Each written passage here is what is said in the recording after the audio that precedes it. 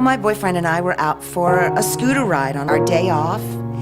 We got separated and I didn't know where we were going. I took my focus off what I was doing to find him, and next thing I know, boom, I'm laying in the road.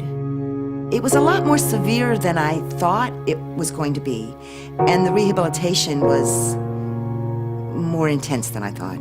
I remember one day in the rehab center, I just started to cry because I realized for the first time was able to turn off the light switch in the bathroom. You take so many things for granted, you don't realize it until all of a sudden you can't do them anymore. I couldn't maneuver around my house well because it's a little house. The wheelchair didn't maneuver well. I couldn't cook for myself. And that was really very different for me.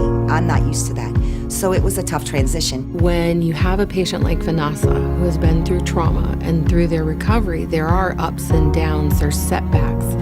And there are times when you really just have to be there for them and be that sounding board and let them know that they can do it, that they can push.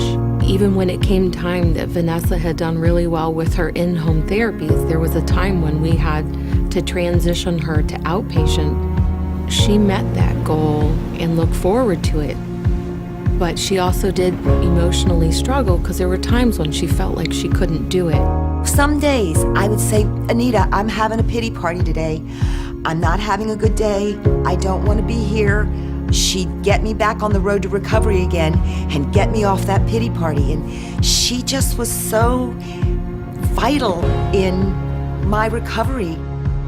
My doctors took care of my body, but Anita took care of me.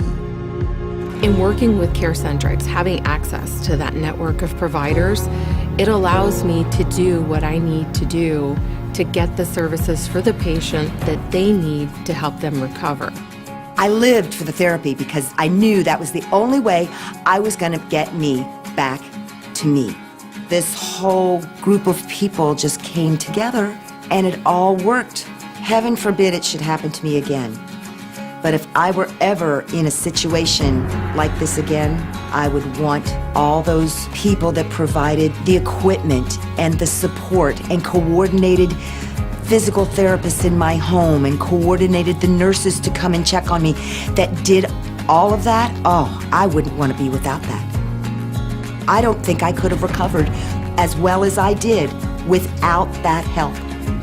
Knowing that you've made a difference in someone's life and you've got them back to doing what they love to do is the greatest reward that there ever is. In some ways, I think Anita saved my life. Just knowing that I kept her going is priceless.